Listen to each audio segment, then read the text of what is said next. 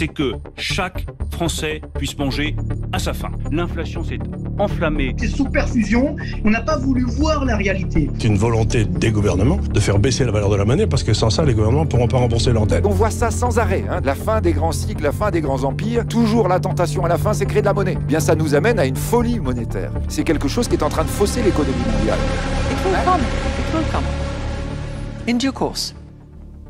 Ça y est, nous y voilà au crépuscule de ce long cycle économique. Les crises et leurs boucs émissaires se succèdent, mais le voile qui se lève nous révèle un monde fragile et désorienté.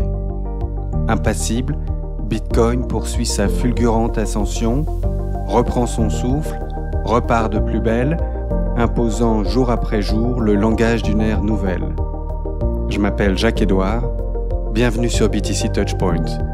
Chaque semaine, au travers de lectures et de conversations, je vous mets le pied à l'étrier.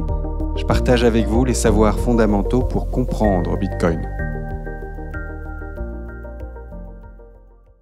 Salut! Troisième volet d'un scénario optimiste pour Bitcoin. On poursuit la lecture de cet essai de Vijay Boyapati, ouvrage lumineux qui lui a valu d'être maintes fois cité comme l'une des toutes meilleures ressources pour se lancer à la découverte de Bitcoin. Cette édition de 2022, enrichie, mise à jour, est plaisante à lire et je me réjouis à l'idée que tu y prennes goût aussi et que tu poursuives cette aventure, ne serait-ce que par simple curiosité. Ce qui est certain, c'est que via ce podcast, tu vas faire la connaissance de Bitcoiners chacun très différents et assez uniques dans leur manière de nous faire comprendre ce qu'est Bitcoin, pourquoi il est si important et les principes élémentaires de son fonctionnement.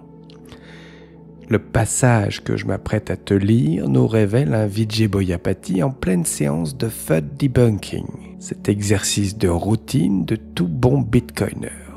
FUD, F-U-D en anglais, renvoie à Fear, Uncertainty and Doubt.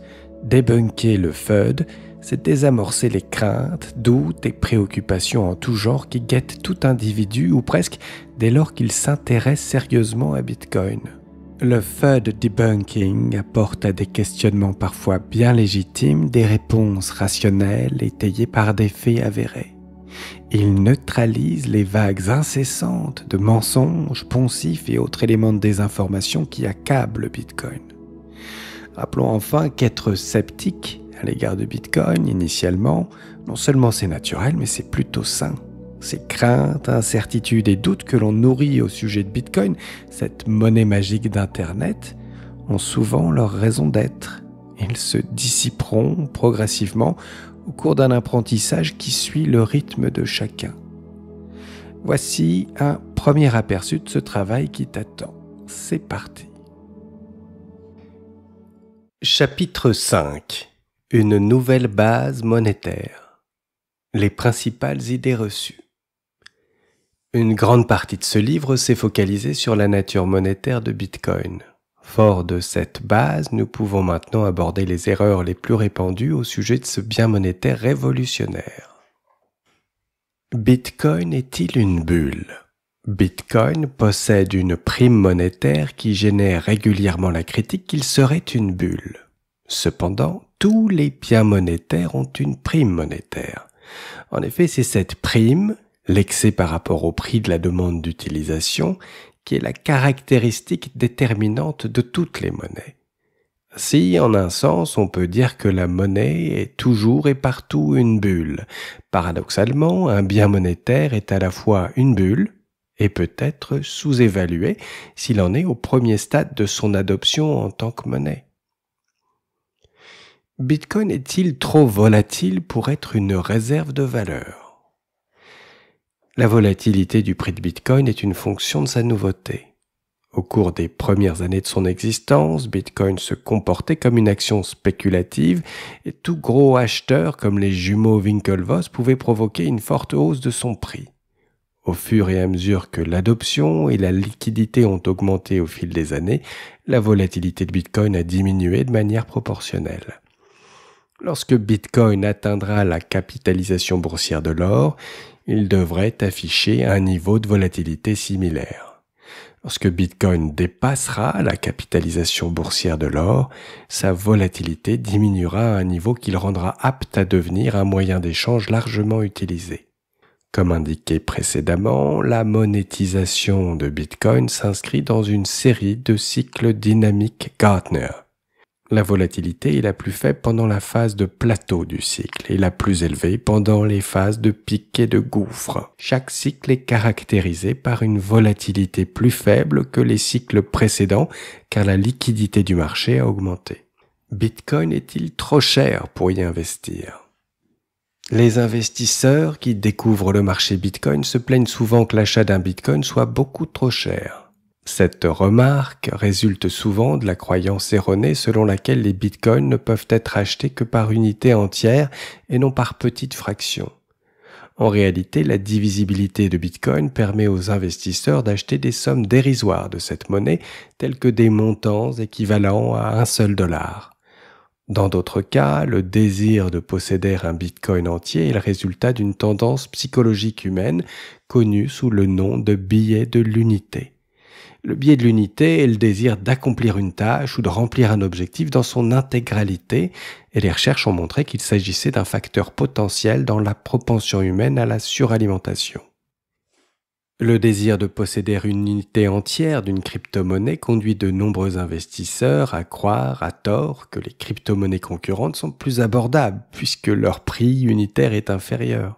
Cependant, le prix unitaire inférieur de nombreux concurrents de Bitcoin est dû à leur offre beaucoup plus élevée et choisie arbitrairement. Ce n'est pas en soi une indication de la valeur de la monnaie.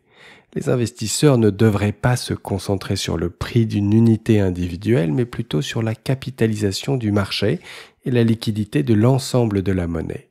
La capitalisation beaucoup plus importante et la liquidité nettement plus profonde de Bitcoin attestent de son effet de réseau plus fort et de son utilité à stocker de la valeur. Une autre appréhension est liée au sentiment d'avoir raté le train. En effet, de nombreux nouveaux investisseurs ont ce sentiment et pensent que les rendements passés et fulgurants de Bitcoin ne se reproduiront pas à l'avenir.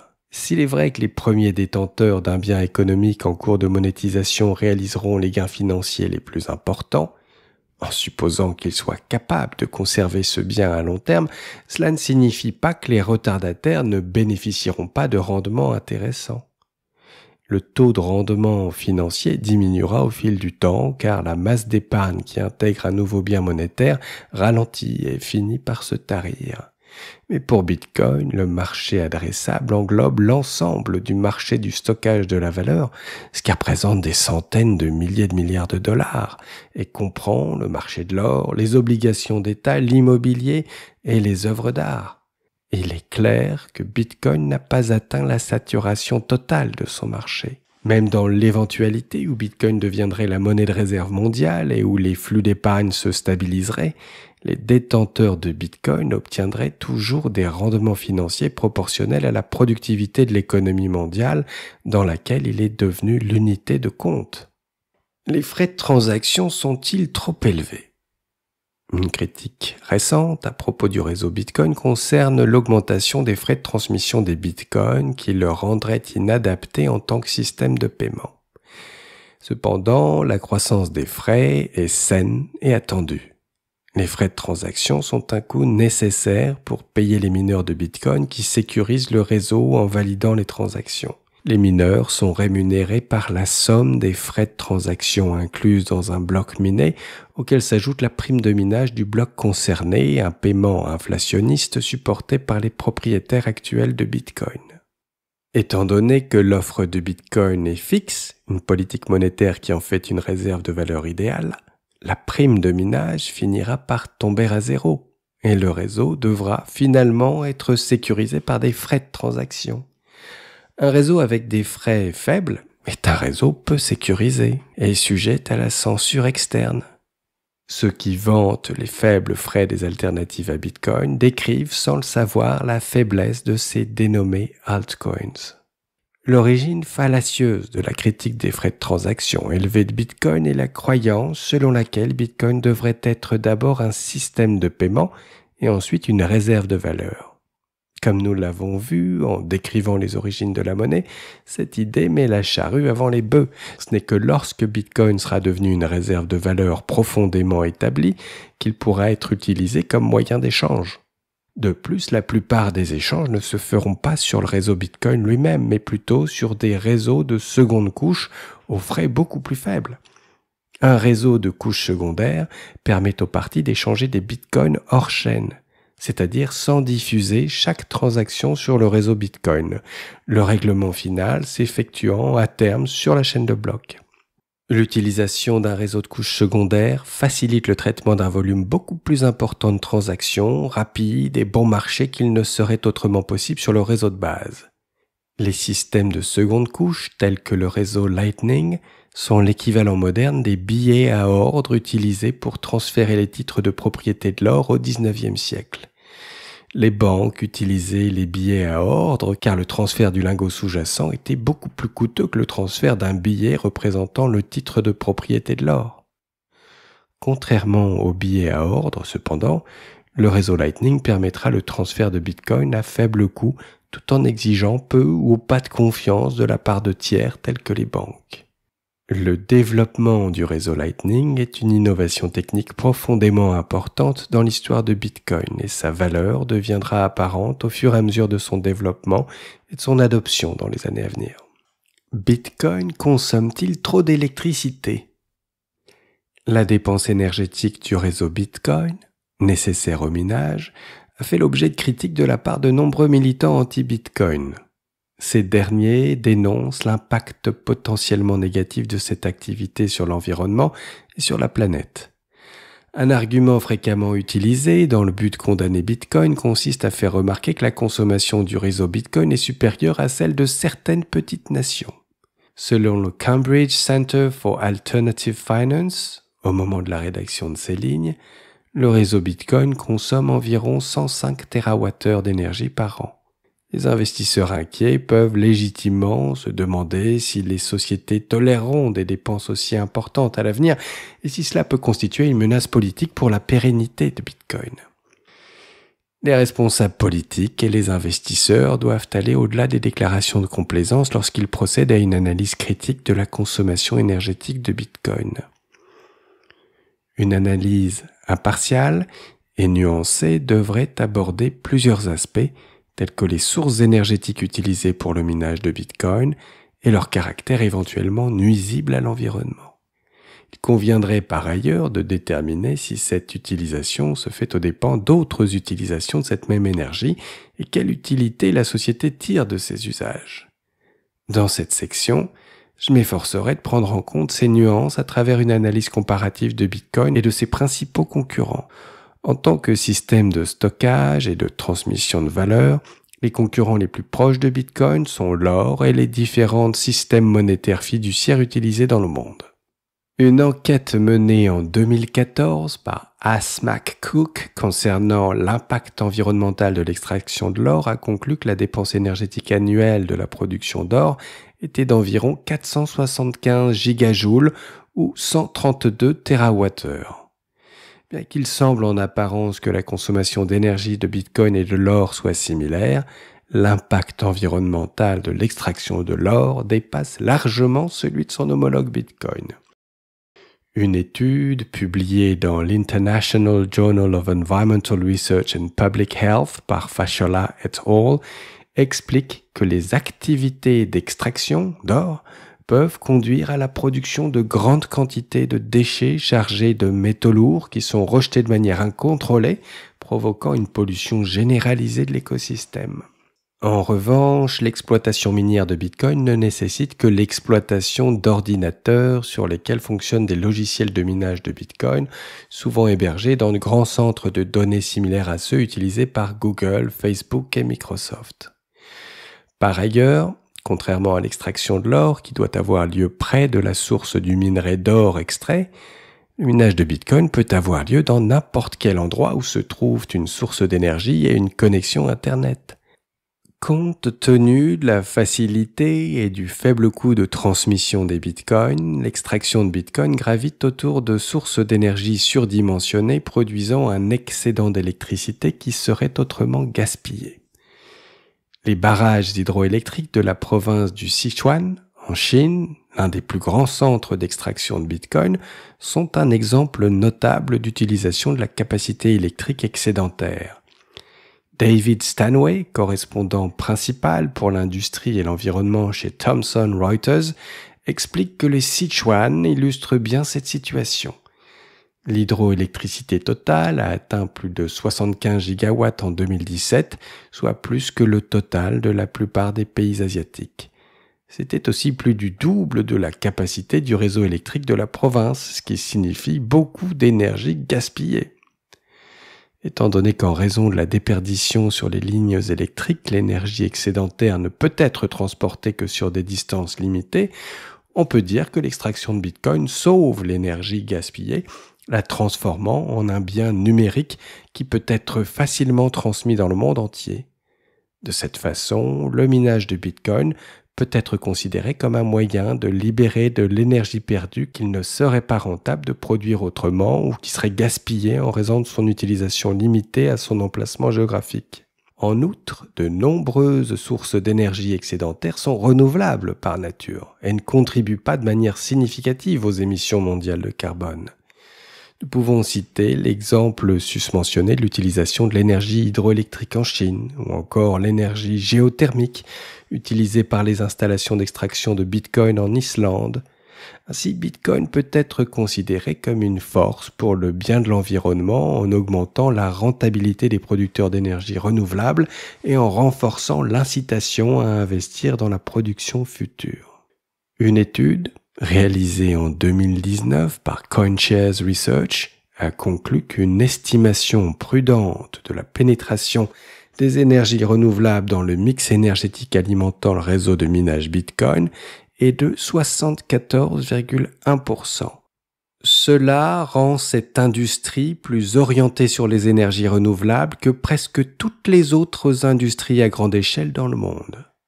Lorsque l'on compare le coût environnemental du minage de Bitcoin à celui des systèmes monétaires fiduciaires, il faut prendre en compte non seulement l'infrastructure financière, mais aussi le coût politique qui donne au système monétaire suffisamment de crédibilité pour que les citoyens lui accordent leur confiance.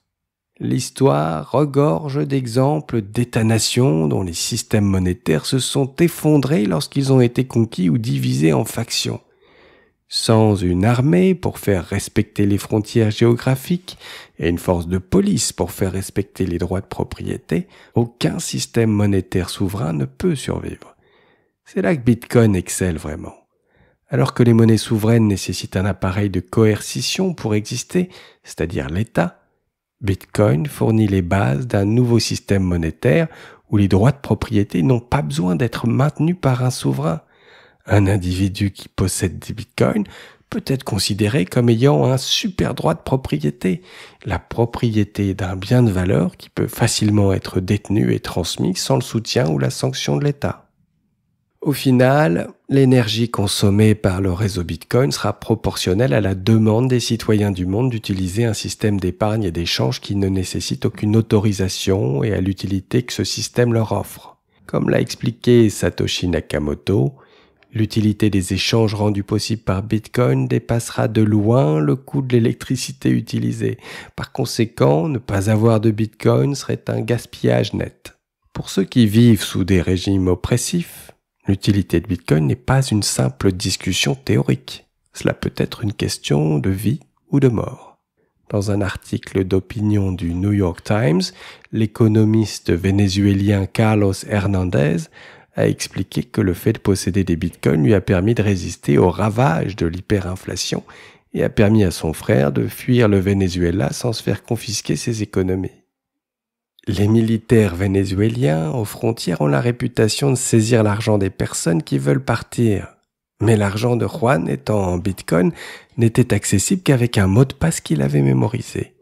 L'argent sans frontières est bien plus qu'une simple expression à la mode pour ceux qui vivent dans des pays en dictature dont l'économie s'effondre. Bitcoin sera-t-il détrôné par une crypto-monnaie concurrente ? En tant que protocole logiciel à code source ouvert, il a toujours été possible de copier le logiciel de Bitcoin et d'imiter son réseau. Au fil des ans, de nombreuses imitations ont été créées, allant de simples copies comme Litecoin à des variantes complexes comme Ethereum qui promettent de permettre des arrangements contractuels arbitrairement complexes en utilisant un système informatique distribué. Une critique courante à l'égard de Bitcoin est qu'il ne peut maintenir sa valeur puisque ses concurrents sont capables d'intégrer plus facilement les dernières innovations et fonctionnalités logicielles. L'erreur dans cet argument repose sur la présomption que les crypto-monnaies se concurrenceraient sur leurs attributs technologiques. Elles se concurrencent plutôt sur leurs attributs monétaires. La technologie n'a de valeur que dans la mesure où elle donne de la crédibilité aux attributs monétaires d'une crypto-monnaie, comme la rareté. En ce sens, une technologie ennuyeuse, bien testée et stable est préférable à une innovation de pointe. En outre, les nombreux concurrents de Bitcoin qui ont été créés au fil des ans n'ont pas l'effet de réseau de la première technologie dominante dans l'espace. Un effet de réseau, la valeur augmentée dans l'utilisation de Bitcoin simplement parce qu'il s'agit déjà du réseau dominant, est une caractéristique en soi. Pour toute technologie possédant un effet de réseau, il s'agit de loin de la caractéristique la plus importante. L'effet de réseau de Bitcoin englobe la liquidité de son marché, le nombre de ses détenteurs et la communauté des développeurs qui maintiennent et améliorent son logiciel, ainsi que sa notoriété. Les grands investisseurs, y compris les États, rechercheront le marché le plus liquide afin de pouvoir entrer et sortir rapidement du marché sans affecter son prix. Les développeurs afflueront vers la communauté de développement dominante qui dispose des meilleurs talents, renforçant ainsi la force de cette communauté. De plus, la notoriété de la marque se renforce d'elle-même. Les concurrents potentiels de Bitcoin sont toujours mentionnés en référence à Bitcoin lui-même. Les embranchements sont-ils une menace pour Bitcoin ? Une tendance devenue populaire en 2017 consistait non seulement à imiter le logiciel de Bitcoin, mais aussi à copier l'ensemble de l'historique de ses transactions passées, la chaîne de blocs. En copiant la chaîne de blocs de Bitcoin jusqu'à un certain point, puis en se séparant, en formant un nouveau réseau dans un processus connu sous le nom d'embranchement, les concurrents de Bitcoin ont pu résoudre le problème de la distribution de leurs jetons à une large base d'utilisateurs. L'embranchement le plus important de ce type s'est produit le 1er août 2017 lorsqu'un nouveau réseau, connu sous le nom de Bitcoin Cash, Bcash, a été créé. Un propriétaire de N Bitcoin avant le 1er août 2017 possédait alors à la fois N Bitcoin et N jetons Bcash. La petite mais bruyante communauté des partisans de Bcash a tenté sans relâche de s'approprier la reconnaissance de la marque Bitcoin, à la fois par la dénomination trompeuse de leur nouveau réseau, mais aussi par une campagne visant à convaincre les néophytes que Bcash était le vrai Bitcoin. Ces tentatives ont échoué, et cet échec se reflète dans la capitalisation boursière relativement minuscule du réseau Bcash. Cependant, pour les nouveaux investisseurs, il existe un risque évident qu'un concurrent clone Bitcoin et sa chaîne de blocs et parvienne à le dépasser en termes de capitalisation boursière, devenant ainsi le Bitcoin de facto. Une règle importante peut être tirée des embranchements majeurs qui ont eu lieu dans les réseaux Bitcoin et Ethereum. La majeure partie de la capitalisation boursière s'établira sur le réseau qui conserve la communauté de développeurs la plus active et de plus haut niveau. Bien que Bitcoin puisse être considéré comme une forme naissante de monnaie, il s'agit également d'un réseau informatique construit sur un logiciel qui doit être maintenu et amélioré. Acheter des jetons sur un réseau dont les développeurs sont peu ou non expérimentés reviendrait à acheter un clone de Microsoft Windows qui ne serait pas soutenu par les meilleurs développeurs de Microsoft. L'histoire des embranchements survenus en 2017 montre clairement que les meilleurs et les plus expérimentés des informaticiens et cryptographes s'engagent à développer le Bitcoin original et non l'une des imitations de plus en plus nombreuses qui en sont issues. Bitcoin est-il vraiment rare ? Alors que l'offre de Bitcoin au sein du réseau est limitée à un maximum de 21 millions, certains prétendent que le logiciel Bitcoin pouvant être facilement copié et sa chaîne de blocs bifurquée, La création de nouveaux jetons sur plusieurs réseaux copiés implique que la rareté de Bitcoin est illusoire. Selon cette logique erronée, chaque copie de la Joconde diluerait la singularité de l'original. Au contraire, chaque copie du chef-d'œuvre de De Vinci ne sert qu'à illustrer le fait qu'il n'existe qu'une seule vraie Mona Lisa. De même, chaque copie de Bitcoin illustre le fait qu'il n'existe qu'un seul réseau avec un effet de réseau dominant, une reconnaissance de la marque et une échelle monétaire qui permet de transférer des milliards de dollars de valeur chaque jour. Voilà pour cet extrait. Cet exercice de FUD debunking où l'on voit Vijay décortiquer l'une après l'autre les principales idées reçues à propos de Bitcoin est riche d'enseignements. Enfin, n'est-ce donc pas une bulle que tu vois là? Une réserve de valeur avec une telle volatilité? Bon sang, vous n'y pensez pas. Mais à ce prix-là, 100 000 $, vous vous rendez compte? C'est bien trop tard pour investir, non? Et puis oui, c'est vrai. Quand on y réfléchit, qu'est-ce qui peut bien empêcher une autre crypto-monnaie de le détrôner, ton fameux Bitcoin, hein? Et en quoi est-il si rare, ton Bitcoin, si chacun peut copier son protocole à l'infini? Etc., etc. Première chose à dire, cet extrait est court mais dense, beaucoup d'informations, difficile de tout intégrer à la fois. Cela prend généralement du temps avant de pouvoir saisir les nuances de ces explications, avant de développer une compréhension suffisante de ces sujets pour s'en trouver quelque peu rassuré. Cela dit, pour l'instant, tu n'as peut-être aucunement besoin de l'être rassuré. Si tu choisis d'épargner en Bitcoin une partie des économies que tu gardes pour l'instant en monnaie fiat, fondante, dollars, euros, francs, CFA, je ne sais quoi, cette zénitude qui t'habite encore sera peut-être mise à l'épreuve. Les variations de prix phénoménales de Bitcoin sont anxiogènes. Elles nous rendent psychologiquement vulnérables à toute la désinformation propagée depuis plus d'une décennie maintenant. Des risques bien réels qui pèsent sur Bitcoin, il en existe. Mais ils sont peu nombreux et de moins en moins significatifs. Leur étude fait d'ailleurs l'objet du prochain épisode.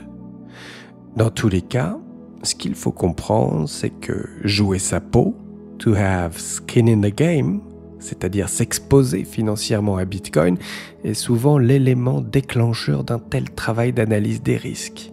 Chacun, à son rythme, se livre alors à un examen impartial des faiblesses de Bitcoin. Je suis admiratif du degré d'honnêteté intellectuelle que j'observe parmi les bitcoiners. Il y a de l'intégrité et une forte propension à vouloir faire la lumière sur tout, lever les zones d'ombre, dissiper les doutes, découvrir la vérité, qu'elle nous plaise ou non. Tout vérifier. Don't trust, verify. Voilà d'ailleurs l'une des devises de la communauté. Cet examen au long cours est non seulement passionnant, puisqu'à mesure qu'on apprend, on s'émerveille de l'élégante conception de Bitcoin et de sa résilience à toute épreuve, mais c'est aussi apaisant. On comprend que choisir un Bitcoin, c'est faire preuve de bon sens. Et le temps nous donne raison. Je ne vais pas commenter l'analyse que Vijay conduit pour chacune des idées reçues qu'il recense, mais plutôt me concentrer sur l'une ou l'autre d'entre elles. Primo, mettons un terme définitif à cette histoire de bulle. L'observation de la courbe historique du cours de Bitcoin selon une échelle logarithmique, faites une recherche Bitcoin courbe logarithmique, révèle une série de vagues dont le creux et le sommet s'élèvent à chaque nouvelle itération. On est bien loin d'une bulle qui éclate. Les bulles financières ne se regonflent pas 4-5 fois d'affilée. Bitcoin suit bel et bien une courbe d'adoption technologique comme nous l'avons déjà mise en évidence. Deuxièmement, Bitcoin, énergie et environnement. Sujet hautement sensible qui touche beaucoup d'entre nous. C'est vrai, le procès de l'impact environnemental de Bitcoin a longtemps constitué le vecteur d'attaque privilégié de ses détracteurs. Toutefois, en 2025, tous reconnaissent le caractère infondé de cette propagande malveillante. Bitcoin, loin d'être une menace pour l'environnement, s'avère être un atout considérable en matière de développement durable. Ce retournement de l'opinion se mesure aussi bien dans le nombre de publications académiques, reflétant désormais très majoritairement cette idée, que dans le positionnement chaque jour plus clément des médias. Troisième et dernier point important à souligner, si je ne suis aucunement habilité à fournir le moindre conseil en matière d'investissement, cette chaîne a une visée purement éducative, j'affirme avec conviction qu'il n'est absolument pas trop tard pour acheter du Bitcoin. Comme Vijay l'a expliqué, Bitcoin en est encore au début de son processus de monétisation. À chaque nouveau cycle, il dévore un peu plus de tous ses actifs dotés d'une prime monétaire de plus en plus difficile à justifier. Autrement dit, il vient concurrencer de plus en plus de biens utilisés à des fins de réserve de valeur, obligations d'État, immobilier, foncier, or, actions, etc. Alors certes, Bitcoin ne s'appréciera sans doute pas autant dans les années à venir que par le passé, mais il reste l'actif financier le plus performant et, chose importante, il n'a jamais été aussi peu risqué. Il est techniquement et psychologiquement beaucoup plus facile d'acheter du Bitcoin aujourd'hui et de le conserver sur le long terme qu'il y a 10 ou 15 ans, où il fallait être à la fois expert, sage et visionnaire pour accumuler et conserver sereinement cet actif au cours explosif. Voilà, je m'arrête là pour aujourd'hui. Si tu souhaites approfondir la question, creuser un peu l'un ou l'autre sujet, je te recommande vivement ces 2 vidéos, Bitcoin, n'ayez pas peur, et Bitcoin, les idées fausses, 2 vidéos efficaces et amusantes consacrées au FUD debunking. Si tu veux aller plus loin encore, tu peux te rendre sur la page du site BTC Touchpoint, onglet Premier pas, n'ayez pas peur. Don't trust, verify. Voilà. À nouveau, ne te fais pas de soucis. C'est on ne peut plus normal si tu te sens un peu perdu dans ce flot d'informations. Dans cet essai introductif, Boyapati veut nous donner une vue d'ensemble assez complète et a donc tenu à conduire cette analyse des risques. C'est pertinent, même si cela amène une complexité que tu n'as pas besoin de maîtriser à ce stade. Tu verras, les épisodes suivants, notamment en compagnie de Thomas Trolight, présenteront des contenus bien plus accessibles. Allez, à bientôt. Ciao.